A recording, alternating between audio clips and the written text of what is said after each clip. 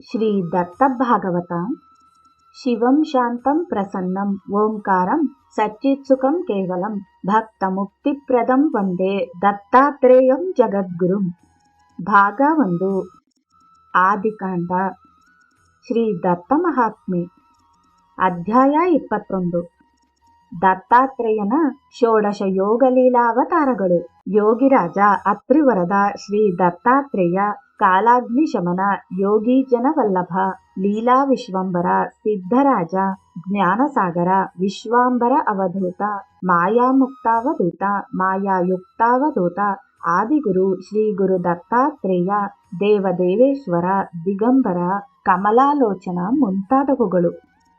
ಸಾಕ್ಷಾತ್ ತ್ರಿಮೂರ್ತಿಯೂ ಆದ ಶ್ರೀ ದತ್ತಾತ್ರೇಯನು ಯಾವಾಗಲೂ ಸಮಸ್ತ ದೇವಾನುದೇವತೆಗಳಿಂದ ಪೂಜಿಸಲ್ಪಡುವನು. ಅವನು ಸಮಸ್ತ ಲೋಕಗಳಿಗೆಲ್ಲವೂ ಗುರುವಾದನು. ಅಂಥವನು ಅನುಸೂಯ ಅತ್ರಿ ಋಷಿ ದಂಪತಿಗಳ ಭಕ್ತಿಗಾಗಿ ಒಲಿತು ಅವರಿಗೆ ಮಗನಾಗಿ ಬಂದನು. ಹೀಗೆ ಸಮಸ್ತ ಲೋಕ ಕಲ್ಯಾಣಾರ್ಥವಾಗಿ ದತ್ತಾತ್ರೇಯನಾಗಿ ಅವತಾರ ತಾಳಿ ಮತ್ತೆ ಭೂಮಿಯ ಮೇಲೆ ಹಲವಾರು ಯೋಗ ಲೀಲಾವತಾರಗಳು ತಾಳಿದ್ದುಂಟು. ಹೀಗೆ ಅವನ ಹಲವಾರು ಲೀಲಾವತಾರಗಳಲ್ಲಿ ಪ್ರಮುಖವಾದವುಗಳು 16. ಅವುಗಳಿಗೆ ಷೋಡಶ ಯೋಗ ಲೀಲಾವತಾರಗಳೆಂದು ಕರೆಯಲ್ಪಡುತ್ತದೆ. ಅವುಗಳನ್ನೆಲ್ಲ ಇಲ್ಲಿ ಸಂಕ್ಷಿಪ್ತವಾಗಿ ಹೇಳಲ್ಪಟ್ಟಿವೆ. ಜಿಜ್ಞಾಸುಗಳೇ, ಭಗವಾನ್ ಶ್ರೀ ದತ್ತಾತ್ರೇಯನು ಅವಿನಾಶಿ ಅನಾದಿ ಸಿದ್ಧ ಪುರುಷನಾಗಿದ್ದಂತೆ ಯೋಗಿ ಪುರುಷನೆಂದು ಪ್ರಸಿದ್ಧನಾಗಿರುವನು. ಆಧ್ಯಾತ್ಮಿಕತೆ ಮತ್ತು ಯೋಗ ಸಾಧನೆಯಲ್ಲಿ ಭಕ್ತರಿಗಾಗುವ ದ್ವಂದ್ವ ಭಾವವನ್ನು ಕಳೆದು ಮಾರ್ಗದರ್ಶನ ಮಾಡಲು ಆದಿ ಅನಾದಿ ಕಾಲದಿಂದ ಅನೇಕ ಅವತಾರಗಳನ್ನು ತಾಳಿದನು. ಅಂತಹ ಅವನ ಷೋಡಶ ಯೋಗ ಲೀಲಾವತಾರಗಳನ್ನು ಈ ಕೆಳಗಿನಂತೆ ವಿವರಿಸಲಾಗಿದೆ. ಪ್ರಥಮ ಅವತಾರ ಯೋಗಿರಾಜ. ಪೂರ್ವದಲ್ಲಿ ಬ್ರಹ್ಮದೇವನು ಈ ಸೃಷ್ಟಿಯನ್ನು ನಿರ್ಮಾಣ ಮಾಡಿದ ನಂತರ ತೀರ್ಯಕ್ಕೆಂಬ 2ನೇ ಸರ್ಗವನ್ನು ನಿರ್ಮಾಣ ಮಾಡಿದನು. ಈ ಸರ್ಗವು ತುಂಬಾ ಮಾನಸಿಕ ಕಷ್ಟವನ್ನೇ ಉದ್ಭವಿಸುವಂತೆ ಮಾಡಲು ಇದರಿಂದಾಗಿ ತುಂಬಾ ಖಿನ್ನತೆಗೊಳಗಾದ ಬ್ರಹ್ಮದೇವನು ದತ್ತೋಹಂ ದತ್ತೋಹಂ ಎಂದು ಪಠಿಸುತ್ತಾ ಭಗವಂತನಾದ ಶ್ರೀ ವಿಷ್ಣುವಿನಲ್ಲಿ ಪ್ರಾರ್ಥಿಸಲು ತತ್ಕ್ಷಣವೇ ಶ್ರೀ ವಿಷ್ಣುವು ಪ್ರತ್ಯಕ್ಷನಾಗಿ ಬ್ರಹ್ಮದೇವನನ್ನು ಕುರಿತು ಯೋಗ ಸಾಧನೆ ಮಾಡಲು ಹೇಳುವನು. ಬ್ರಹ್ಮನು ಹಾಗೆ ಮಾಡಲು ಅವನಿಗೆ ಅಂತರಂಗದ ಶಕ್ತಿಯ ಅರಿವಾಗಲು ಅವನು ಮಾನಸಿಕ ಖಿನ್ನತೆಯಿಂದ ಮುಕ್ತನಾಗುವನು. ಹೀಗೆ ಯಾರು ಭಕ್ತಿಯಿಂದ ದತ್ತೋಹಂ ದತ್ತೋಹಂ ಎಂದು ಪಠಿಸುವರೋ ಅವರು ಕೂಡ ಇದೇ ಫಲವನ್ನು ಹೊಂದುವರು. ಈ ಅವತಾರವು ಕಾರ್ತೀಕ ಶುದ್ಧ 15ರ ಕೃತಿಕ ನಕ್ಷತ್ರದಲ್ಲಿ ಬುಧವಾರದಂದು ಸೂರ್ಯೋದಯದ ಪ್ರಹರದಲ್ಲಾದುದರಿಂದ ಯೋಗಿರಾಜ ಶ್ರೀ ದತ್ತನು ಶ್ರೀಕೃಷ್ಣನಂತೆ ಶ್ವೇತಕಾಂತಿಯುಳ್ಳವನಾಗಿದ್ದು ಅವನೇ ಬ್ರಹ್ಮನಿಗೆ ಯೋಗದ ಮಹತ್ವವನ್ನು ಕುರಿತು ಹೇಳಿದ್ದರಿಂದ ಅವನಿಗೆ ಯೋಗಿರಾಜಾವತಾರವೆಂದು ಕರೆಯಲ್ಪಡುತ್ತದೆ. ದ್ವಿತೀಯ ಅವತಾರ ಅತ್ರಿವರದ. ಹಿಂದೆ ಅತ್ರಿ ಋಷಿಯು ಗೃಹಸ್ಥಾಶ್ರಮದಲ್ಲಿರುವಾಗ ಹಲವಾರು ಮಕ್ಕಳನ್ನು ಹೊಂದಿದ್ದನು. ಅವರೆಲ್ಲರೂ ಪಂಡಿತರಾಗಿದ್ದರು. ಆದರೆ ಅವನಿಗೆ ತ್ರೈಲೋಕದಲ್ಲಿಯೇ ಅಸಾಮಾನ್ಯವಾಗಿರುವ ಮಗನೊಬ್ಬನು ಪಡೆಯಬೇಕೆಂಬ ಉತ್ಕಟೇಚ್ಛೆಯಾಗಿರಲು ಅವನು ಬಹುದಿನಗಳ ಕಾಲವು ಹಿಮಾಲಯದ ವೃಕ್ಷ ಪರ್ವತದಲ್ಲಿ ಘೋರವಾದ ತಪಸ್ಸನ್ನಾಚರಿಸಲು ಅವನ ತಪೋಬಲದಿಂದಾಗಿ 3 ಲೋಕಗಳು ಉಷ್ಣ ಬಾಧೆಯಿಂದ ತೊಂದರೆಗೊಳಗಾದವು. ಇದರಿಂದಾಗಿ ಸಕಲ ಜೀವಜಂತುಗಳು ಆಜೀವ ಕಷ್ಟದಲ್ಲಿ ಬೀಳಲು ಅತ್ತ ಇದನ್ನರಿತ ದೇವಾನುದೇವತೆಗಳು ಕೂಡಿಕೊಂಡು ಬ್ರಹ್ಮ ವಿಷ್ಣು ಮಹೇಶ್ವರರಿರುವಲ್ಲಿಗೆ ಬರುವರು. ಅಲ್ಲದೆ ಅವರಿಗೆ ತಮ್ಮ ಕಷ್ಟವನ್ನು ಹೇಳಿಕೊಳ್ಳಲು ತಕ್ಷಣವೇ ಆ ತ್ರಿಮೂರ್ತಿಗಳು ತಮ್ಮ ತಮ್ಮ ವಾಹನಗಳನ್ನೇರಿ ತಪೋನಿರತನಾದ ಅತ್ರಿ ಋಷಿಯಲ್ಲಿಗೆ ಬರುವರು. ಅಲ್ಲದೆ ಅತ್ರಿ ಮುನಿಯ ಈ ಘೋರ ತಪಸ್ಸನ್ನು ಕಂಡು ಆತನನ್ನು ಕುರಿತು ಸ್ತುತಿಸ ಹತ್ತಿದರು. ಆಗ ಕಣ್ತೆರೆದು ನೋಡಿದ ಅತ್ರಿಯು ದಂಗಾದನು. ಅಲ್ಲದೆ ಅವರನ್ನು ಕುರಿತು, ಹೇ ಮಹಾಶಯರೇ, ತಾನು ಒಬ್ಬ ದೇವರನ್ನು ಕುರಿತು ಆರಾಧಿಸುತ್ತಿರುವೆನು. ಹಾಗಿರಲು ನೀವು 3 ಕಾಣುತ್ತಿರುವಿರಿ. ನೀವು ಯಾರು? ಹಾಗೂ ಏಕೆ ಬಂದಿರುವಿರಿ ಎಂದು ಕೇಳಲು ಆ ತ್ರಿಮೂರ್ತಿಗಳು, ಹೇ ಋಷಿವರ್ಯನೇ, ನೀನು ಯಾರನ್ನು ಕುರಿತು ಆರಾಧಿಸುತ್ತಿರುವೆಯೋ ಅವರೇ ನಾವುಗಳು ಮೂಲದಲ್ಲಿ ಒಂದೇ ಆಗಿರುವೆವು. ನಾವು ಮಾಯೆಯೊಂದಿಗೆ ಇರುವುದರಿಂದ ಹೀಗೆ 3 ಸ್ವರೂಪದಲ್ಲಿ ಕಾಣುತ್ತಿದ್ದೆವು. ಮಾಯೆ ಎಂಬುದು ಸತ್ವ, ರಜ, ತಮ ಎಂದು 3 ವಿಧವಿರುವುದು. ರಜ ಗುಣ ಉತ್ಪತ್ತಿ, ಸತ್ವಗುಣ ಪಾಲನೆ ಮತ್ತು ತಮೋಗುಣ ಸಂಹಾರ ಮಾಡುವುದು. ಈ ತ್ರೈಗುಣಗಳು ಪರಾತ್ಪರ 3 ಆವರಣವಾಗಿವೆ ಎಂದು ಹೇಳುತ್ತಾ ಆ 3 ಮೂರ್ತಿಗಳು 3 ಶಕ್ತಿಗಳಾಗಿ ಅತ್ರಿ ಋಷಿಯನ್ನು ಕುರಿತು, ಹೇ ಋಷಿ ಶ್ರೇಷ್ಠನೇ, ನಿನ್ನ ಇಚ್ಛೆಗೆ ತಕ್ಕಂತೆ ಸಂತಾನ ಪ್ರಾಪ್ತಿಯಾಗಲೆಂದು ವರವನ್ನು ನೀಡಿ ಅದೃಶ್ಯವಾದವು. ಅದಕ್ಕಾಗಿ ಈ ಅವತಾರವನ್ನು ಅತ್ರಿವರದರೆಂದು ಕರೆಯಲ್ಪಡುತ್ತಾರೆ. ಹೀಗೆ ಉಂಟಾದ ಅತ್ರಿವರದ ಅವತಾರವು ಬಂಗಾರ ವರ್ಣದ ಕಾಂತಿಯಿಂದ ಕೂಡಿದ್ದು, ಇದು 3 ಮುಖದಿಂದ ಶೋಭಾಯಮಾನವಾದ ಹಸನ್ಮುಖಿ ರೂಪವಾಗಿತ್ತು. ಷಡ್ಭುಜಗಳಿಂದ ಕೂಡಿದ ಈ ರೂಪವು ಕೆಳಗಿನ 2 ಕೈಗಳಲ್ಲಿ ಬ್ರಹ್ಮಕಮಂಡಲ ಹಾಗೂ ಹೂಮಾಲೆ ಮತ್ತು ಮಧ್ಯದ 2 ಕೈಗಳಲ್ಲಿ ಶಿವನ ಡಮರುಗ ಮತ್ತು ತ್ರಿಶೂಲ ಹಾಗೂ ಮೇಲಿನ 2 ಕೈಗಳಲ್ಲಿ ವಿಷ್ಣುವಿನ ಶಂಖ ಮತ್ತು ಚಕ್ರಗಳನ್ನು ಹಿಡಿದು ಕಾರ್ತೀಕ ಪಾಡ್ಯ ಪ್ರತಿಪದ ರೋಹಿಣಿ ನಕ್ಷತ್ರದಲ್ಲಿ ಗುರುವಾರದಂದು ಪ್ರಥಮ ಪ್ರಹಾರ ಮತ್ತು ಪ್ರಥಮ ಮುಹೂರ್ತದಲ್ಲಿ ಈ ಅವತಾರವಾಗುತ್ತದೆ. ತೃತೀಯ ಅವತಾರ ಶ್ರೀ ದತ್ತಾತ್ರೇಯ.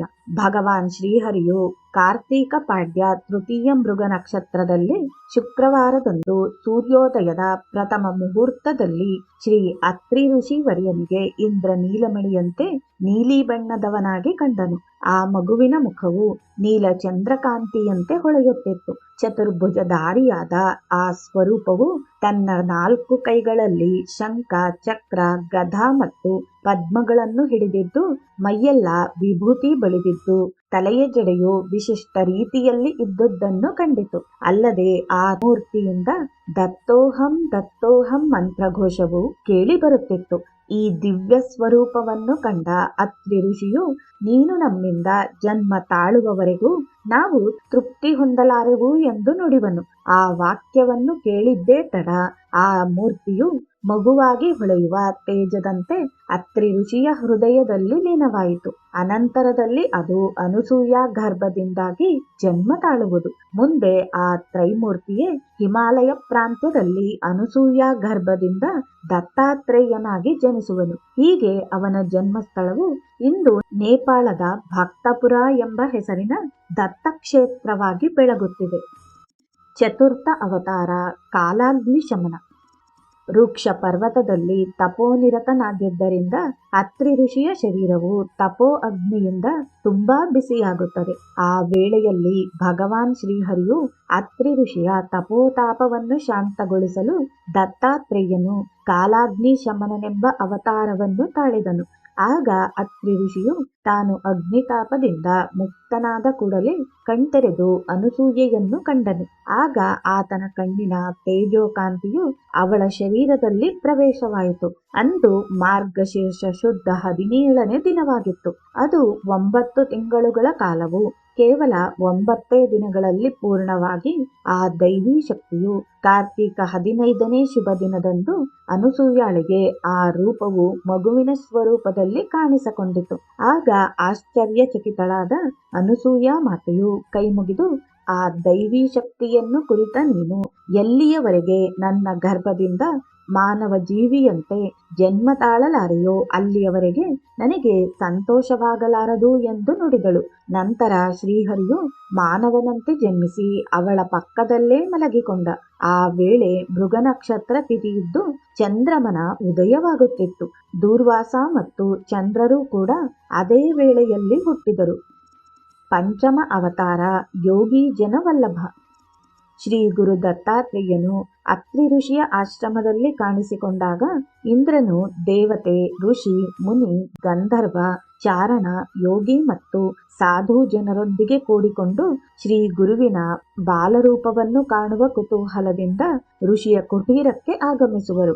ಆ ಕ್ಷಣದಲ್ಲಿ ಬಾಲಸ್ವರೂಪದಲ್ಲಿರುವ ಶ್ರೀ ಗುರು ದತ್ತಾತ್ರೇಯನು ಇವರೊಂದಿಗೆ ಯೋಗದ ಕುರಿತು ಚರ್ಚಿಸತೊಡಗಿದನು. ನಾನು ಶರೀರವಲ್ಲ, ಕಾಲನೂ ಅಲ್ಲ, ನಾನು ಹುಟ್ಟು ಸಾವಿಲ್ಲದವನು. ಅಲ್ಲದೆ ನಾನು ಅನೇಕ ಅವತಾರಗಳನ್ನು ತಾಳಿ ಭಕ್ತ ಜನರ ಉದ್ಧಾರ ಮಾಡುವೆನು. ನನ್ನ ಈ ಅವತಾರಗಳೆಲ್ಲ ತೋರಿಕೆಗೆ ಮಾತ್ರ ಆಗಿದ್ದು ನನ್ನ ಶಾಶ್ವತ ಸ್ವರೂಪಕ್ಕೆ ಯಾವುದೇ ಧಕ್ಕೆಯುಂಟಾಗದು. ಈ ನನ್ನ ಸ್ವರೂಪವು ಯೋಗ ಮಾರ್ಗ ಹಾಗೂ ಯೋಗ ಸಾಧನೆಯಲ್ಲಿ ಬರುವ ಅಡೆತಡೆಗಳನ್ನು ದೂರಗೊಳಿಸಲು ಆದುದರಿಂದ ಇದನ್ನು ಯೋಗೀಜನ ವಲ್ಲಭನೆಂದು ಕರೆಯಲಾಗುವುದೆಂದು ಅರುಹಿದನು. ತಮ್ಮ ಅವತಾರ ಲೀಲಾ ವಿಶ್ವಾಂಬರ. ಹಿಂದೊಮ್ಮೆ ಲೋಕದಲ್ಲಿ ಘೋರ ಬರಗಾಲವು ಕಾಣಿಸಿಕೊಂಡಿದ್ದರಿಂದ ಪಶುಪಕ್ಷಿಗಳಿಗೆ ನೀರು ದೊರೆಯದೆ ಜೀವಿಗಳು ಕೇವಲ ಅಸ್ಥಿಪಂಜರದಿಂದ ದುಃಖಿಸಹತ್ತಿದವು. ಅತ್ತ ಲೋಕದಲ್ಲಿ ಮಳೆಯಾಗದೆ ಅನ್ನ ನೀರಿನ ಹಾಹಾಕಾರವೇಳಲು ಜನಗಳು ಜೀವನ ನಿರ್ವಹಣೆಯಿಂದಾಗಿ ತತ್ತರಿಸುತ್ತಿದ್ದರು. ಇನ್ನು ಸಾಧು ಸಂತರ ಸ್ಥಿತಿಯಂತೂ ಹೇಳತೀರದಾಗಿತ್ತು. ಘೋರ ಬರಗಾಲದಿಂದಾಗಿ ಅವರ ದಿನನಿತ್ಯದ ವಿಧಿವಿಧಾನಗಳು ಕಟ್ಟಾಗತೊಡಗಿದವು. ಹಾಗಾಗಿ ಋಷಿ ಶ್ರೇಷ್ಠರೆಲ್ಲರೂ ಒಂದು ದಿನ ಕೂಡಿಕೊಂಡು ಅತ್ರಿ ಋಷಿ ಆಶ್ರಮಕ್ಕೆ ಬಂದು ಶ್ರೀ ಗುರು ದತ್ತಾತ್ರೇಯನಲ್ಲಿ ಶರಣಾಗತರಾಗಲು ಆಗ ಅನುಸೂಯಾ ದೇವಿಯ ತೊಡೆಯ ಮೇಲೆ ಮಲಗಿದ್ದ ದತ್ತಾತ್ರೇಯನಿಗೆ ಅವರೆಲ್ಲರ ಪ್ರಾರ್ಥನೆ ಕೇಳಿಸಲು ಅನುಸೂಯಾನಂದನನು ತನ್ನ ಎಡಗೈ ತೋರು ಬೆರಳನ್ನು ಮೇಲಕ್ಕೆ ತೋರಿಸಿ ಲೀಲಾ ವಿಶ್ವಾಂಬರನಾಗಿ ಕಾಣಿಸಿಕೊಂಡು ಎಲ್ಲರಿಗೂ ಸಾಕಾಗುವಷ್ಟು ಅನ್ನ, ವಸ್ತ್ರ, ಮಳೆ ಬೆಳೆಯನ್ನು ಕಲ್ಪಿಸಿಕೊಟ್ಟನು. ಮುಂದೊಂದು ದಿನ ಲೀಲಾ ವಿಶ್ವಂಬರನಾದ ಶ್ರೀ ಗುರು ದತ್ತಾತ್ರೇಯನು ಭಕ್ತರ ಕುರಿತು ಈ ಜೀವನವು ಘನಘೋರ ಅರಣ್ಯದಂತೆ ಹಾಗೂ ಅಹಂಕಾರವು ದೊಡ್ಡ ಪರ್ವತದಂತೆ ಇದ್ದು ದೊಡ್ಡ ಮರ ಬಳ್ಳಿಗಳಿಂದ ಮತ್ತು ಸಸ್ಯಗಳಿಂದ ಆವರಿಸಿರುವುದು. ಕಾಮವು ಕೋಪಗೊಂಡು ಸಿಂಹದಂತೆ, ಕ್ರೋಧವು ಕೆರಳಿದ ಹಾವಿನಂತೆ ಹಾಗೂ ವಾಸನೆಯು ಅಬ್ಬರದ ಅಲೆಯಂತೆ ಇದ್ದು ಅದಾರಿಗೂ ಸಂಸಾರ ರೂಪಿ ನೀರಿನಲ್ಲಿ ತೇಲಲು ಬಿಡದು. ಒಂದು ವೇಳೆ ಹಾಗೆ ಮುನ್ನುಗ್ಗಿದರೆ ಅದು ಅಂಥವರನ್ನು ಮುಳುಗಿಸಿ ಬಿಡುವುದು. ಹೀಗೆ ಬೋಧಿಸುತ್ತಿದ್ದಂತೆಯೇ ಲೀಲಾ ವಿಶ್ವಂಬರನು ತನ್ನ ವಿಷಯವನ್ನು ಬದಲಾಯಿಸಿ ಅಂಥ ಘೋರವಾದ ಅರಣ್ಯವನ್ನು ಎಲ್ಲಿರುವುದೆಂದು ಹೇಳುತ್ತಾ, ಇದು ಸೃಷ್ಟಿ ಆದಾಗಿನಿಂದಲೂ ಮುಳುಗಿಸುವ ಅದರ ರೂಢಿಯೂ ಜಾರಿಯಲ್ಲಿದೆ. ಅಲ್ಲದೆ ಈ ಪದ್ಧತಿಯು ಅಜ್ಞಾನದಿಂದ ಮುಂದುವರೆದುಕೊಂಡು ನಡೆದಿದೆ. ಅದರ ಕುರಿತು ದುಃಖಿಸುವುದನ್ನು ಬಿಟ್ಟಾಗ ಅದು ತಂತಾನೇ ಮಾಯವಾಗುವುದು. ಯಾರು ನನ್ನ ನಾಮಸ್ಮರಣೆಯನ್ನು ಮಾಡುವರೋ ಅವರು ಸಂಸಾರ ತಾಪತ್ರಯಗಳಿಂದ ಪಾರಾಗುವರು. ಈ ಎಲ್ಲ ಭೌತಿಕ ವಿಶ್ವವು ವಿನಾಶ ಹೊಂದುವುದು ಮತ್ತು ಆತ್ಮವೊಂದೇ ಶಾಶ್ವತವಾಗಿರುವುದು. ಅಲ್ಲದೆ ಆತ್ಮವು ಎಲ್ಲಿರುವುದೆಂಬ ಭಕ್ತರ ಪ್ರಶ್ನೆಗೆ ಶ್ರೀದತ್ತನು, ನಾನೇ ಈ ಆತ್ಮವು. ನನ್ನಲ್ಲಿ ಒಳ್ಳೆ ಕರ್ಮದಿಂದ ಹಾಗೂ ಶ್ರದ್ಧಾಯುಕ್ತ ಭಕ್ತಿಯಿಂದ ಮನವನ್ನು ಅರ್ಪಿಸಲು ಅದು ಅರಿವಿಗೆ ಬರುವುದೆಂದನು. ಸಪ್ತಮ ಅವತಾರ ಸಿದ್ಧರಾಜ. ಶ್ರೀ ಗುರುದತ್ತನು ವಿಶ್ವಂಬರ ಎಂಬ ಹೆಸರಿನಿಂದ ಭದ್ರೀವನದಲ್ಲಿ ಪ್ರತ್ಯಕ್ಷನಾಗಲು ಅಲ್ಲಿ ಹಲವಾರು ಸಿದ್ಧರು ವಿವಿಧ ರೀತಿಯ ತಪಶ್ಚರ್ಯದಲ್ಲಿ ನಿರತರಾಗಿದ್ದರು. ಕೆಲವೊಬ್ಬರು ಸಿದ್ಧಿಗಳನ್ನು ಪಡೆದಿದ್ದರು, ಮತ್ತೆ ಅವರಲ್ಲಿ ಕೆಲವರು ಆನಂದವನ್ನು ಪಡೆದಿದ್ದರು. ಕೆಲವರು ದೇವರಲ್ಲಿ ನಂಬಿಕೆಯುಳ್ಳವರಾಗಿದ್ದರೆ ಮತ್ತೆ ಕೆಲವರು ನಂಬಿಕೆ ರಹಿತರಾಗಿದ್ದರು. ಹೀಗಿರಲು ವಿಶ್ವಂಬರನು ಆ ಸಿದ್ಧರ ಗುಂಪಿನೊಳಗೆ ಸೇರಿ ಮೂಲೆಯೊಂದರಲ್ಲಿ ಕುಳಿತಿರಲು ಅವನ ಕಾಂತಿಯುಕ್ತ ಮುಖವನ್ನು ಆಲಿಸಿದ ಆ ಸಿದ್ಧರಲ್ಲೊಬ್ಬನು ಆತನನ್ನು ಕುರಿತು ನೀನಾರೆಂದು ಕೇಳುವನು.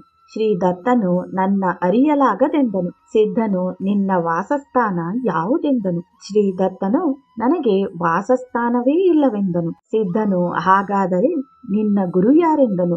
ದತ್ತನು ನನಗಾರು ಗುರುಗಳೇ ಇಲ್ಲವೆಂದನು. ಸಿದ್ಧನು ಹಾಗಾದರೆ ನಿನ್ನ ಯೋಗವು ಯಾವುದು, ಅಲ್ಲದೆ ನಿನ್ನ ಸಾಧನಾ ಪದ್ಧತಿ ಯಾವುದೆಂದು ಕೇಳಿದನು. ಶ್ರೀದತ್ತನು ನನ್ನದು ವಿಚಿತ್ರ ಯೋಗ ಮತ್ತು ನನಗಾವ ವಿಶಿಷ್ಟ ಸಾಧನಾ ಪದ್ಧತಿಗಳಿಲ್ಲವೆಂದನು. ಸಿದ್ಧನು ಹಾಗಾದರೆ ನಿನ್ನ ಮುದ್ರವಾವುದೆಂದನು. ದತ್ತನು ನನ್ನದು ದಯೆಯುಳ್ಳ ನಿರಂಜನ ಮುದ್ರವೆಂದನು. ಸಿದ್ಧನು ಈ ಮುದ್ರೆಯಲ್ಲಿ ನೀನೇನು ಕಾಣುವೆ ಎಂದನು. ಶ್ರೀದತ್ತನು ಧ್ಯಾನದ ಹಿಂದೆ ಏನಿದೆ ಎಂದು ಕಾಣುವೆನು, ಅಲ್ಲದೆ ನನ್ನದು 3 ರೀತಿಯ ಧ್ಯಾನ ಪದ್ಧತಿಯಾಗಿದೆ. ಅದೇನೆಂದರೆ ಧ್ಯಾನ, ಧ್ಯಾನಿ, ಧಾತಿ ಎನ್ನಲು. ಸಿದ್ಧನು ನಿನ್ನ ಮಾರ್ಗವಾವುದೆಂದನು. ಶ್ರೀದತ್ತನು ಶಿವತತ್ವ, ಅಂತರಂಗ ತತ್ವದ ಬಗ್ಗೆ ಜ್ಞಾನ ಮಾಡಿಸಿಕೊಡುವುದೇ ನನ್ನ ಮಾರ್ಗವಾಗಿದೆ ಎಂದನು. ಈ ವಿಷಯ ಚರ್ಚಿಸುತ್ತಿರುವಾಗ 11 ರುದ್ರರು, 12 ಆದಿತ್ಯರು, 49 ರುದ್ರಗಣರು, ಋಷಿಮುನಿ, ಸಾಧ್ಯದೇವೋ, ಗಂಧರ್ವ,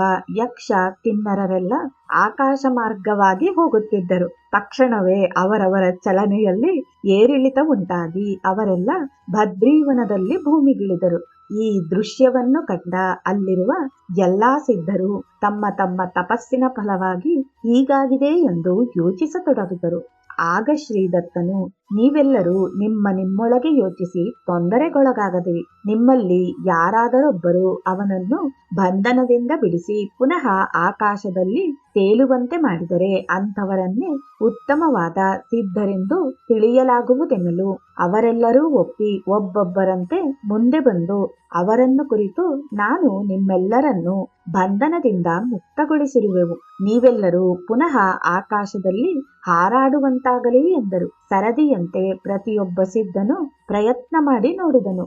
ಆದರೆ ಆ ದೇವತಾಗಣಗಳನ್ನು ಆಕರ್ಷಣದಿಂದ ಆ ಸಿದ್ಧರಾರಿಂದಲೂ ಮುಕ್ತಿಗೊಳಿಸಲಾಗಲಿಲ್ಲ. ತರುವಾಯ ಬಾಲರೂಪದಲ್ಲಿರುವ ಶ್ರೀ ಗುರುದತ್ತನು ಅವರನ್ನು ಕುರಿತು, ಹೇ ಮಹಾಮುನಿಗಳೇ, ನಾನು ನಿಮ್ಮೆಲ್ಲರನ್ನು ಈ ಬಂಧನದಿಂದ ಮುಕ್ತಗೊಳಿಸಿರುವೆನು. ತಾವು ಪುನಃ ಆಕಾಶಾಗಮನ ಮಾಡಬಹುದು ಎಂದು ನುಡಿಯಲು ಅವರೆಲ್ಲರೂ ಬಂಧನ ಮುಕ್ತರಾದರೂ ಅಲ್ಲದೆ ಅವರೆಲ್ಲರೂ ಶ್ರೀ ಗುರುದತ್ತರನ್ನು ವಿವಿಧ ಭಕ್ತಿ ಸ್ತೋತ್ರಗಳಿಂದ ಹಾಡಿ ನಮಸ್ಕಾರ ಸಲ್ಲಿಸಿದರು. ಈ ದೃಶ್ಯವನ್ನು ಕಣ್ಣಾರೆ ಕಂಡ ಎಲ್ಲಾ ಸಿದ್ಧರು ಬಾಲರೂಪದಲ್ಲಿರುವ ಈತನು ಪರಮಾತ್ಮನೇ ಇರುವನೆಂಬ ಅರಿವುಂಟಾಗಿ ಬಾಲರೂಪಿ ವಿಶ್ವಾಂಬರನಲ್ಲಿ ಶರಣಾಗತರಾದರು.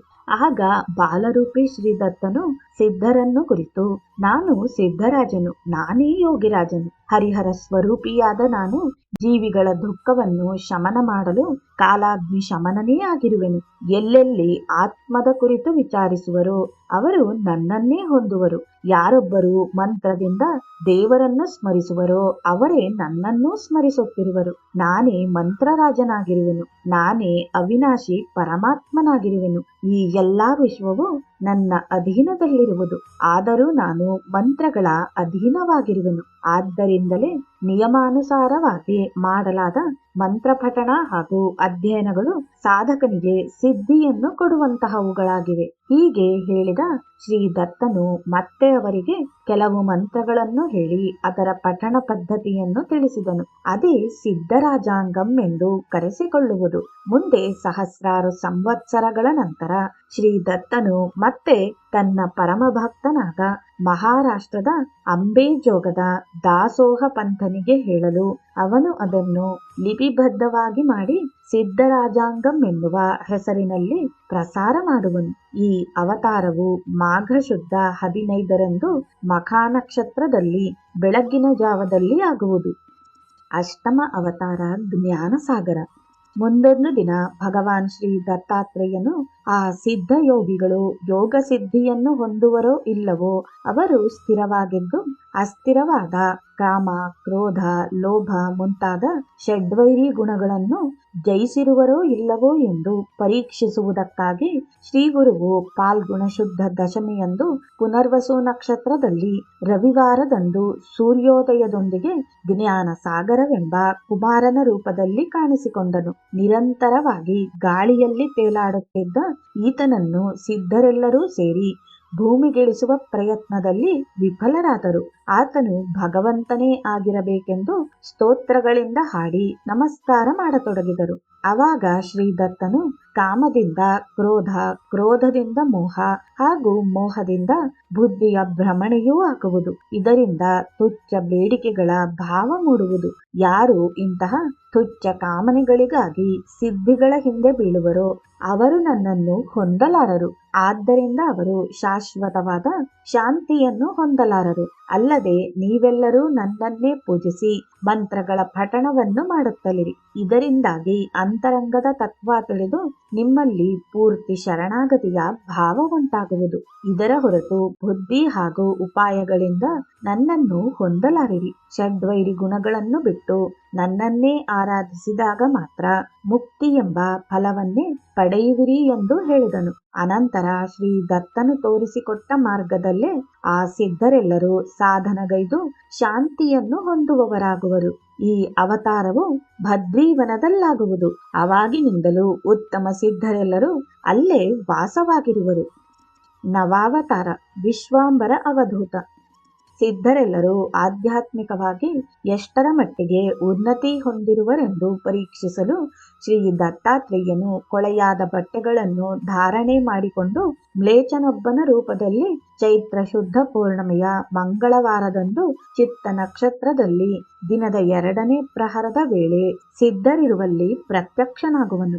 ಆತನ ದೇಹವು ದಷ್ಟಪುಷ್ಟವಾಗಿದ್ದು ಕೊರಳಲ್ಲಿ ಕಪ್ಪು ಬಣ್ಣದ ದಾರವನ್ನು ಕಟ್ಟಿದನು. ಕೈಯಲ್ಲಿ ಅಂಕುಡೊಂಕಾದ ಕಟ್ಟಿಗೆಯೊಂದನ್ನು ಹಿಡಿದಿದ್ದನು. ಕಪ್ಪು ಬಣ್ಣದ ನಾಯಿಯೊಂದು ಆತನನ್ನೇ ಹಿಂಬಾಲಿಸುತ್ತಿತ್ತು. ಹೀಗೆಯೇ ಅತ್ತಿಂದಿತ್ತ ಓಡಾಡುತ್ತಿದ್ದಾಗ ಕೆಲ ಸಿದ್ಧರನ್ನು ಕಂಡನು. ಅವರಲ್ಲಿ ಕೆಲವರು ಧ್ಯಾನ ನಿರತರಾಗಿದ್ದರು, ಕೆಲವೊಬ್ಬರು ತಮಾಷೆಯಲ್ಲಿ ಕಾಲ ಕಳೆಯುತ್ತಿದ್ದರು, ಇನ್ನುಳಿದವರು ಅದು ಯಾವುದೋ ಕಷ್ಟದಲ್ಲಿರುವಂತೆ ಕಂಡುಬಂದರು. ಹೀಗಿರಲು ಅಲ್ಲಿ ಎದುರಿಗೆ ತಿರುಗಿದ್ದ ಈ ವಿಚಿತ್ರ ರೂಪದ ಮ್ಲೇಚ್ಛನನ್ನು ಕಂಡ ಆ ಸಿದ್ಧರು ಆತನನ್ನು ಏನೇನೋ ಕೇಳಬೇಕೆನ್ನುವಷ್ಟರಲ್ಲೇ ಈತನು ಅವರ ಸಂದೇಹಗಳಿಗೆ ಸೂಕ್ತವಾದ ಉತ್ತರಗಳನ್ನು ಕೊಡಲು ಅವರೆಲ್ಲರೂ ಈತನು ದತ್ತಾತ್ರೇಯನೇ ಇರುವನೆಂದು ತಿಳಿದು ಶರಣಾಗತರಾಗಿ ಅನೇಕ ಸೂತ್ರಗಳಿಂದ ಹಾಡಿದರು.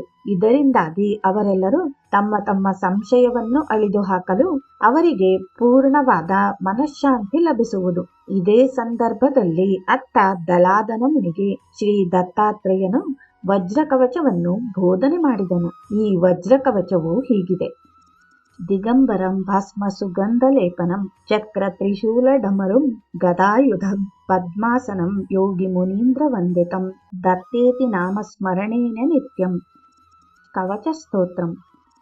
ಶ್ರೀ ದತ್ತಾತ್ರೇಯಃ ಶಿರಃ ಪಾತು ಸಹಸ್ರಾಬ್ಜೇಷು ಸಂಸ್ಥಿತಃ ಬಾಲಪಾತ್ವೇನು ಸೂಯೇಯ ಯಶ್ಚಂದ್ರಮಂಡಲ ಮಧ್ಯಕಃ ಕೂರ್ಚಂ ಮನೋಮಯಃ ಪಾತು ಹಂ ಕ್ಷಂ ದ್ವಿದಲಪದ್ಮಭೋ ಜ್ಯೋತಿರೂಪೋ ಕ್ಷೀಣೆ ಪಾತು ಪಾತು ಶಬ್ದಾತ್ಮಕಃ ಶ್ರುತಿನಾಸಿಕಂ ಪಾತು ಗಂಧಾತ್ಮಾಂ ಮುಖಂ ಪಾತು ರಸಾತ್ಮಕಃ ಜಿಹ್ವೆ ವೇದಾತ್ಮಕಂ ಪಾತು ದಂತೋಷ್ಟು ಪಾತು ಧಾರ್ಮಿಕಃ ಕಪೋಲಾವಾದ್ತ್ರಿಭೋ ಪಾತು ಪಾತ್ವಶೇಷಂ ಮಮಾತ್ಮವಿತ್ ಸ್ಮರಾತ್ಮಾಂ ಷೋಡಶ ಶರಾಬ್ಜಸ್ಥಿತಃ ಸ್ಮಾತ್ವಾ ವದಾದ್ಗಲಂ ಸ್ಕಂದೌ ಚಂದ್ರಾನುಜಃ ಪಾತು ಭುಜೌ ಪಾತು ಕೃತಾದಿಭುಃ ಚತೃಣಿ ಶತ್ರುಜಿತ ಪಾತು ಪಾತು ವಕ್ಷಸ್ಥಲಂ ಹರಿಂ ಕಾದಿಠಾಂತದ್ವಾದಶಾರ ಪದ್ಮಗೋ ಮುರುದಾತ್ಮಕಃ ಯೋಗೀಶ್ವರೇಶ್ವರಃ ಪಾತು ಹೃದಯಂ ಹೃದಯಸ್ಥಿತಃ ಪಾರ್ಶ್ವೇ ಹರಿ ಪಾರ್ಶ್ವಾವತಿ ಪಾತು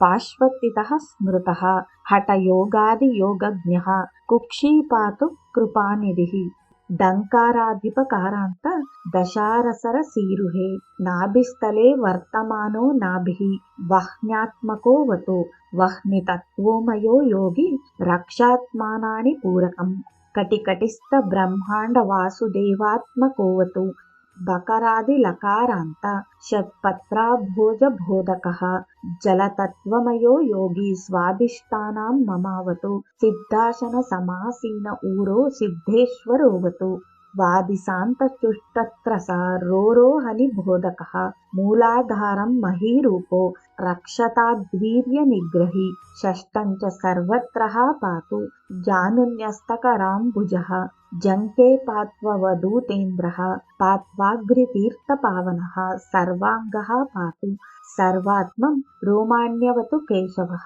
ಚರ್ಮ ಚರ್ಮಾಂಬರಃ ಪಾತು ರಕ್ತಂ ಭಕ್ತಿ ಪ್ರಿಯೋವತು ಮಾಂಸ ಮಾಂಸಾಕರಃ ಪಾತು ಮಬ್ಜಮಬ್ಜಾತ್ಮಕೋವತು ಆಸ್ತೀನಿ ಸ್ಥಿರಿದಿಃ ಪಾಯೋನ್ಮೇಧಾಂ ವೇದಃ ಪ್ರಪಾಲಯೇತ್ ಶುಕ್ರಂ ಸುಖಕರಃ ಪಾತು ಚಿತ್ತಂ ಪಾತು ದೃಢೀಕೃತಿಃ ಮನೋಬುದ್ಧಿಮಹಂಕಾರಂ ಹೃಷಿಕೇಶಾತ್ಮಕೋವತು ಕರ್ಮೇಂದ್ರಿಯಾಣಿ ಪಾತ್ವಿಷಃ ಪಾತು ಜ್ಞಾನೇಂದ್ರಿಯಾಣ್ಯಜಃ ಬಂಧೂನ್ ಬಂಧೂತ್ತಮಂ ಪಾಯಾತ್ ಶತ್ರುಭ್ಯಃ ಪಾತು ಶತ್ರುಜಿತ್ ಗೃಹರಾಮ ಧನಕ್ಷೇತ್ರ ಪುತ್ರಾದೀನ್ ಶಂಕರೋವತು ಭಾರ್ಯಾಂ ಪ್ರಕೃತಿವಿತ್ ಪಾತು ಪಾರ್ಶ್ವಾದಿನುತ್ಪತ್ ಶಾಗ್ರಭೃತ್ ಪ್ರಾಣಾನ್ ಪಾತು ಪ್ರಧಾನಜ್ಞೋ ಭಕ್ಷ್ಯದೀನ್ ಪಾತು ಭಾಸ್ಕರಃ ಸುಖಂ ಚಂದ್ರಾತ್ಮಕಃ ಪಾತು ದುಃಖಾಂತ ಪಾತು ಪುರಾಂತಕಃ ಪಶೂನ್ ಪರುಪತಿಃ ಪಾತು ಭೂತಿಭೂತೇಶ್ವರೋ ಮಮ ಪ್ರಾಮ್ಯಾಂ ಧರ್ಮಾತ್ಮಕಃ ಪಾತು ಪಾತ್ವಾಗ್ನೇಯಂ ಮುಖಾತ್ಮಕಃ ಯಾಚ್ಯಾಂ ವಿಷಹರಃ ಪಾತು ನೈಋತ್ಯಾಂ ಸರ್ವವೈರಿಹೃತ್ ವರಾಹಂ ಪಾತು ವಾರುಣ್ಯಂ ವಾಯುವ್ಯಂ ಪ್ರಾಣದೋವತು ಕೌಂಬೇರ್ಯಾಂ ಘನತಃ ಪಾತು ಪಾತ್ವೇಶ್ಯಾನ್ಯಾಂ ಮಹಾಗುರುಃ ಊರ್ಧ್ವಾಂ ಪಾತು ಮಹಾಸಿದ್ಧಃ ಪಾತ್ವದಸ್ತಾ ಜಟಾಧರಃ ರಕ್ಷಾಹೀನಂತು ಯಸ್ಥಾನಂ ರಕ್ಷಾತ್ವಾದಿ ಮುನೀಶ್ವರಃ. ದಶಮ ಅವತಾರ ಮಾಯಾಮುಕ್ತಾವಧೂತ. ಶೀಲ ಎಂಬ ಬ್ರಾಹ್ಮಣನು ವೈಶಾಖ ಶುದ್ಧ 14ನೆಯ ಮಧ್ಯಾಹ್ನದಂದು ಬ್ರಾಹ್ಮಣರ ವಾರ್ಷಿಕೋತ್ಸವ ಸಮಾರಂಭವನ್ನು ಏರ್ಪಡಿಸಿದ್ದ.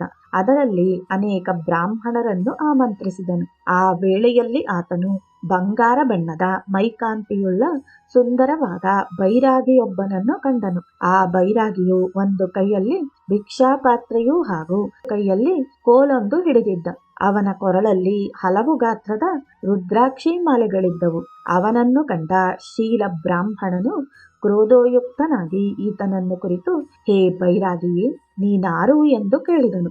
ಆಗ ಬೈರಾಗಿಯು ಆ ಬ್ರಾಹ್ಮಣನನ್ನು ಕುರಿತು, ನಾನು ಅವಧೂತನಿರುವೆನು ಎಂದನು. ಈ ಮಾತನ್ನು ಕೇಳಿದ ಶೀಲ ಬ್ರಾಹ್ಮಣನು ಸ್ವಲ್ಪ ಶಾಂತನಾಗಿ ಮನದಲ್ಲೇ ಚಿಂತಿಸುತ್ತಾ, ಈತನು ಸಿದ್ಧಿರಾಜ ಧ್ಯಾನ ಸಾಗರನೇ ಇರಬೇಕೆಂದು ಸಂಶಯದಿಂದ, ನಿನ್ನ ಆಶ್ರಮ ತಾಣವಾವುದು, ನಿನ್ನ ಗುರು ಯಾರು ಎಂದು ಕೇಳಿದ. ಅದಕ್ಕೆ ಕೂಡಲೇ ಆ ಬೈರಾಗಿಯು, ನನಗಾವುದು ಆಶ್ರಯವಿಲ್ಲ ಹಾಗೂ ನನಗಾರು ಗುರುಗಳಿಲ್ಲ, ಅಲ್ಲದೆ ನಾನೇ 3 ಲೋಕದ ಗುರುವಾಗಿರುವೆನು ಎಂದು ನುಡಿದನು. ಈ ಮಾತುಗಳನ್ನು ಆಲಿಸಿದ ಆ ಶೀಲ ಬ್ರಾಹ್ಮಣನು ಅವನನ್ನು ಸದ್ಗುರುವೆಂದು ಬಗೆದು ಭಕ್ತಿ ಭಾವದಿಂದ ಪೂಜಿಸಿ ಸತ್ಕಾರ ಮಾಡಿ ಮೃಷ್ಟಾನ್ನ ಭೋಜನ ಮಾಡಿಸಿದನು. ಇದನ್ನು ಕಂಡ ಉಳಿದ ಬ್ರಾಹ್ಮಣರು ಶೀಲ ಬ್ರಾಹ್ಮಣನನ್ನು ಕುರಿತು, ಎಲವು ಧರ್ಮಭ್ರಷ್ಟನಂತೆ ವರ್ತಿಸುತ್ತಿರುವಿ ಎಂದು ಗದರಿದರು. ಕೂಡಲೇ ಆ ಬೈರಾಗಿಯು ಅವರನ್ನು ಕುರಿತು ಬ್ರಹ್ಮ ಎಂದರೇನು ಎಂದು ಕೇಳಲು, ಅಲ್ಲಿ ನೆರೆದ ಬ್ರಾಹ್ಮಣರಲ್ಲೊಬ್ಬನು, ಓಂ ಎಂಬುದು ಪರಬ್ರಹ್ಮ, ಇದು ಎಲ್ಲಾ ವೇದಗಳ ಸಾರವಾಗಿದೆ. ನೀನು ಅಧಾರ್ಮಿಕನು, ನಾಸ್ತಿಕವಾದಿಯೂ ಆಗಿರುವುದರಿಂದ ಅವುಗಳನ್ನು ಕೇಳುವ ಅಧಿಕಾರವು ನಿನಗಿಲ್ಲವೆಂದು ಹೀಯಾಳಿಸಿದರು. ಅವಾಗ ಮತ್ತೆ ಆ ಬೈರಾಗಿಯು, ನಾನು ಮಾಯಾಮುಕ್ತನು, ನನ್ನನ್ನು ಯಾವುದೇ ಪದ್ಧತಿ ಹಾಗೂ ಆಚರಣೆಗಳಿಂದ ಕಟ್ಟಿ ಹಾಕಲಾಗದು. ವೇದ ಮತ್ತು ಅವುಗಳ ಸ್ಥಿತಿಯೂ ಕೂಡ ತ್ರಿರೂಪವಾಗಿರುವುದು. ಈ ಜಗತ್ತು 3 ಕಾಲಗಳಿಂದ ಕೂಡಿರುವುದು. ಹೀಗಿರಲು ನಾವು ಈ ಕಪ್ಪು ನಾಯಿಯ ವೇಷದಲ್ಲಿ ನನ್ನನ್ನೇ ಹಿಂಬಾಲಿಸುತ್ತಿರುವುವು. ಬೇಕಾದರೆ ಅವರಿಂದಲೇ ಹೇಳಿಸುವೆನು ಕೇಳಿರೆಂದು ಹೇಳಲು ಆ ಬ್ರಾಹ್ಮಣರು ಕಕ್ಕಾವಿಕ್ಕಿಯಾಗಿ ಕೈ ಮುಗಿದು ನಿಂತುಕೊಂಡರು. ಆಗ ಆ ಬೈರಾಗಿಯು ಆ ಕಪ್ಪು ನಾಯಿಯ ಕುರಿತು, ಹೇ ಭರೋಸಾ, ಈ ಪಂಡಿತರೆಲ್ಲರೂ ನಿನ್ನಿಂದ ವೇದಗಳು ಕೇಳಿ ಧನ್ಯರಾಗಬೇಕೆಂದು ಅವರಿಗೆ ವೇದಗಳು ಹೇಳೆನ್ನಲು ಆ ನಾಯಿಯು ಅನಾಯಾಸವಾಗಿ ವೇದ ಮಂತ್ರಗಳೆಲ್ಲವನ್ನೂ ಹೇಳತೊಡಗಿತು. ಅದು ಕಂಡ ಆ ಬ್ರಾಹ್ಮಣರು ದಿಗ್ಭ್ರಾಂತರಾಗಿ ನೋಡುತ್ತಲೇ ನಿಂತರು. ಅವಾಗ ಶ್ರೀ ಗುರು ದತ್ತಾತ್ರೇಯನು ಶೀಲ ಬ್ರಾಹ್ಮಣನ ಪಿತೃಗಳನ್ನು ಕರೆದು ಆ ಶ್ರಾದ್ದದ ಊಟ ಮಾಡಿಸಿ ಅವರನ್ನು ಮುಕ್ತರನ್ನಾಗಿ ಮಾಡಿಸಿ, ಉಳಿದ ಬ್ರಾಹ್ಮಣರು ಕೂಡ ಗುರುವಿನಲ್ಲಿ ಶರಣಾಗತರಾಗಲು ಮಾಯಾ ಮುಕ್ತಾವಧೂತನಾದ ದತ್ತಾತ್ರೇಯನು ಎಲ್ಲರನ್ನೂ ಆಶೀರ್ವದಿಸಿ ಅವರೆಲ್ಲರಿಗೂ ಆತ್ಮತತ್ವ ಹೇಳಿ ಅದೃಶ್ಯನಾದನು. ಏಕಾದಶ ಅವತಾರ ಮಾಯಾಮುಕ್ತ ಅವತಾರ. ಈ ಅವತಾರವು ಜ್ಯೇಷ್ಠ ಶುದ್ಧ 13ರ ಶುಕ್ರವಾರ ಸ್ವಾತಿ ನಕ್ಷತ್ರದಲ್ಲಿ ಸೂರ್ಯೋದಯದ ವೇಳೆಗೆ ಆಯಿತು. ಈ ಅವತಾರದಲ್ಲಿ ಶ್ರೀ ಗುರು ದತ್ತಾತ್ರೇಯನು ಧ್ಯಾನನಿರತ ಯುವಕನ ರೂಪದಲ್ಲಿದ್ದು ತನ್ನ ಎಡೆತೊಡೆಯ ಮೇಲೆ ಯುವತಿಯನ್ನು ಕೂಡಿಸಿಕೊಂಡಿರುವನು. ನೋಡಲು ಲಕ್ಷ್ಮೀನಾರಾಯಣನಂತೆ ಕಾಣಿಸಿಕೊಂಡನು. ಇದನ್ನು ಕಂಡ ಕಥಾಕಾರರು ತಮ್ಮ ತಮ್ಮ ಕುಟುಂಬದವರೊಂದಿಗೆ ಕೂಡಿಕೊಂಡು ಈತನಲ್ಲಿಗೆ ಬರುವರು. ಆ ಕ್ಷಣದಲ್ಲಿ ಆತನು ಆಧ್ಯಾತ್ಮಿಕನಂತೆ ತೋರಿಸಿಕೊಳ್ಳದೆ ಆ ಯುವತಿಯೊಂದಿಗೆ ನರ್ತನದಲ್ಲಿ ಮಗ್ನನಾಗಿದ್ದನು. ಇದನ್ನು ಕಂಡ ಆ ಜನರು ಆತನನ್ನು ಮಾಯೆಯೊಂದಿಗೆ ಆಟವಾಡುತ್ತಿರುವನೆಂದು ಯೋಚಿಸತೊಡಗಿದರು. ಕೂಡಲೇ ಯುವಕನ ವೇಷದಲ್ಲಿರುವ ದತ್ತಾತ್ರೇಯನು ಮಾಂಸದ ತುಣುಕೊಂದನ್ನು ಒಂದು ಕೈಯಲ್ಲಿ ಹಿಡಿದುಕೊಂಡು ಮತ್ತೊಂದು ಕೈಯಲ್ಲಿ ಮಧ್ಯದ ಪಾತ್ರೆಯನ್ನು ಹಿಡಿದು ಅಧರ್ಮಿಕನಂತೆ ವರ್ತಿಸತೊಡಗಿದನು. ಅಲ್ಲದೆ ತಾನು ಎಲ್ಲವನ್ನೂ ಭೋಗಿಸುವ ಪರಮ ಭೋಗಿಯೂ ಆಗಿದ್ದು, ನಿಮ್ಮ ಬೇಡಿಕೆಗಳು ಈಡೇರಿಸುವ ಸಾಮರ್ಥ್ಯವು ನನ್ನಲ್ಲಿ ಇಲ್ಲದವನಾಗಿರುವೆನು ಎನ್ನುವನು. ಇದನ್ನು ಕೇಳಿದ ಕೂಡಲೇ ಕೆಲವರು ಅಲ್ಲಿಂದ ಹೊರಟು ಹೋದರು. ಆಮೇಲೆ ಅಲ್ಲೇ ಉಳಿದ ಕೆಲವರ ಕುರಿತು ಶ್ರೀ ದತ್ತಾತ್ರೇಯನು ಆಧ್ಯಾತ್ಮಿಕತೆಯನ್ನು ಸಾಧಿಸಬೇಕಾದರೆ ಕ್ಷಮೆ ಮತ್ತು ದಮೆಯೊಂದಿಗೆ ಧ್ಯಾನ ನಿರತನಾಗಬೇಕು. ಆವಾಗ ಮಾತ್ರ ಈ ಸಂಸಾರ ಬಂಧನದಿಂದ ಬಿಡುಗಡೆ ಹೊಂದಲು ಸಾಧ್ಯವೆಂದು ಹೇಳಿ ಅವರಿಗೆ ನೀತಿ ಮಾರ್ಗ ಬೋಧಿಸಿ ಅಲ್ಲಿಂದ ನರ್ಮದೆಯ ದಕ್ಷಿಣ ಭಾಗಕ್ಕಿರುವ ಮಾಹೋರ್ಗಡಕ್ಕೆ ಹೋಗುವನು. ದ್ವಾದಶ ಅವತಾರ ಆದಿಗುರು. ಮಹಾಪತಿವ್ರತೆಯಾದ ಮದಾಲಸೆಗೆ 4 ಜನ ಮಕ್ಕಳಿದ್ದರು. ಅವರಲ್ಲಿ ಮೊದಲು 3 ಜನರು ಸಂಸಾರದಿಂದ ವಿರಕ್ತರಾಗಿ ನಿವೃತ್ತಿ ಮಾರ್ಗವನ್ನು ಅವಲಂಬಿಸಿ ಆಧ್ಯಾತ್ಮ ಸಾಧನೆಯಲ್ಲಿ ತೊಡಗಿದರು. ಉಳಿದೊಬ್ಬ ಮಗ 4ನೆಯವನಾದ ಅಲರ್ಕನು ಸಾಂಸಾರಿಕನಾಗಿ ರಾಜ್ಯವಾಳ ತೊಡಗಿದನು. ಹೀಗೆ ಅವನ ಸ್ಥಿತಿಯನ್ನು ಕಂಡ ಆತನ ವಿರಕ್ತ ಹಿರಿಯ ಸಹೋದರನಾದ ಸುಬಾಹು ಅವನನ್ನು ಕುರಿತು, ಅರೆ ಅಲರ್ಕನೇ, ನನಗೂ ರಾಜ್ಯದಲ್ಲಿ ಪಾಲು ಕೊಡು ಎನ್ನಲು ಅಲರ್ಕನು ನಿರಾಕರಿಸುವನು. ಅದಕ್ಕೆ ಸುಬಾಹುವು ಕಾಶಿರಾಜನೊಂದಿಗೆ ಅವನ ಮೇಲೆ ಯುದ್ಧ ಮಾಡಿ ಅವನನ್ನು ಸೋಲಿಸಿ ಅವನ ರಾಜ್ಯವನ್ನು ಕಬಳಿಸಲು ಅದರಿಂದಾಗಿ ತೀವ್ರವಾಗಿ ಸಂತಾಪಗೊಂಡ ಅಲರ್ಕನು ವಿರಕ್ತಿ ಭಾವ ಹೊಂದಿದವನಾಗಿ ಕಾಡಿಗೆ ತೆರಳಿ ಏಕಾಂಗಿಯಾಗಿ ಅಲೆಯುತ್ತಿರಲು ಅವನಿಗೆ ಆಷಾಢ ಪೌರ್ಣಮಿ ಎಂದು ಶ್ರೀ ಗುರು ದತ್ತಾತ್ರೇಯನ ದರ್ಶನವಾಗುವುದು. ನಂತರ ಅವನಿಂದಾಗಿ ಅಲರ್ಕನಿಗೆ ಆಧ್ಯಾತ್ಮದ ಬೋಧನೆಯಾಗುತ್ತದೆ.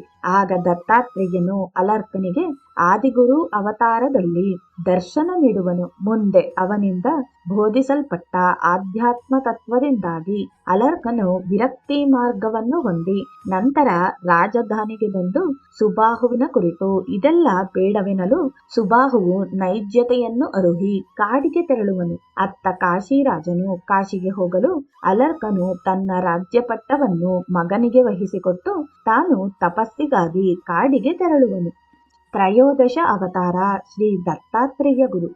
ಮಾಹೋರಿನಲ್ಲಿ ವೇದಶಾಸ್ತ್ರ ಬಳ್ಳ ಪಿಂಗಳ್ನಾಗನೆಂಬ ಬ್ರಾಹ್ಮಣನಿದ್ದನು. ಅವನು ಶ್ರಾವಣ ಶುದ್ಧ ಅಷ್ಟಮಿಯ ಸೋಮವಾರದಂದು ಯೌವನ ಭರಿತ ಹೊಳೆಯುವ ಮೈಕಾಂತಿಯ ದಿಗಂಬರ ರೂಪದ ಯುವತಿಯೊಬ್ಬಳನ್ನು ಕಪ್ಪು ನಲ್ಲಿಕಾಯಿಯ ಗಿಡದಲ್ಲಿ ಕಾಣಲು ಆತನು ಅವಳನ್ನು ಕುರಿತು ನೀನಾರೆಂದು ಕೇಳಿದನು. ಅಲ್ಲದೆ ಮುಂದುವರೆದು, ನೀನು ಧಾರ್ಮಿಕಳಂತೆ ಕಂಡುಬರುವುದಿಲ್ಲ, ಆದರೂ ವೇದ ಮಂತ್ರಗಳನ್ನು ಹೇಳುತ್ತಿರುವೆ, ಹಾಗೂ ನೀನು ಬ್ರಹ್ಮಚಾರಿ ಅಗ್ನಿಹೋತ್ರಳಂತೆ ವೇಷ ಧರಿಸಿ ಗೃಹಸ್ಥಳಿರುವೆ. ನಿನ್ನ ವಯಸ್ಸು ನೋಡಿದರೆ ಸನ್ಯಾಸಿನಿ ಆಗುವಂತದ್ದಲ್ಲ. ಹೀಗಿರುವಾಗ ನಿನ್ನ ಆಶ್ರಮವು ಅದಾವುದು ಎಂದನು. ಅದಕ್ಕೆ ಆ ಯುವತಿಯು, ಈ ವಿಶ್ವವೆಲ್ಲವೂ ಆತ್ಮರೂಪವೇ ಆಗಿರುವುದು. ನನ್ನದು 5ನೇ ಆಶ್ರಮವು.